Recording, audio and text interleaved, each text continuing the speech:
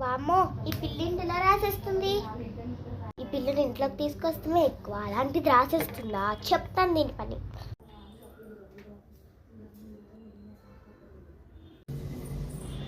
హే పాపా, ఎందుకు అలా రాసేస్తున్నావు? పో మా ఇంట్లోంచి పో. వామ్మో, ఆంటీ అమ్మ ఉన్నారు. ఇప్పుడు దీన్ని ఇంట్లోకి పంపించేస్తే మళ్ళీ నన్నే తిడతారు. దీన్ని ఎప్పుడు ఇంట్లోంచి పంపిద్దామన్నా కూడా ఏదో ఒక అడ్డంగా వస్తుంది.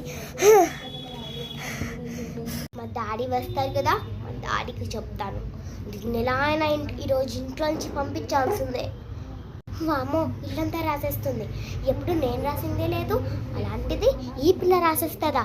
చెప్తాను దీని సంగతి. ఇంట్లోకి తీసుకెళ్ళి పరమ విచిత్ర పరీక్షలన్నీ పెడతాను. దీన్ని ఎలా లాక్కుంటే రాదు, ప్రేమగా బుజ్జికిస్తే అప్పుడు వస్తుంది. తర్వాత లోపలికి తీసుకెళ్ళి అసలైన నిజ స్వరూపం చూపిస్తా.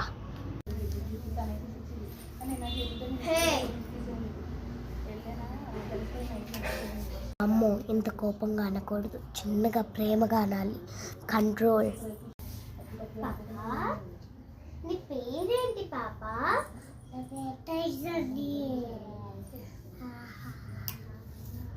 నా పేరు దృశ్య కాదు.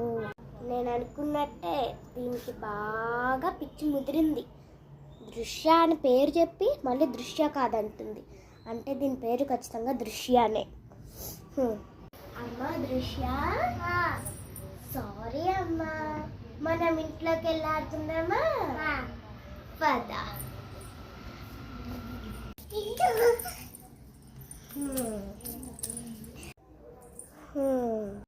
అయ్యో, అక్కడికి ఎందుకు వెళ్తున్నావమ్మా? లోపలికి రా.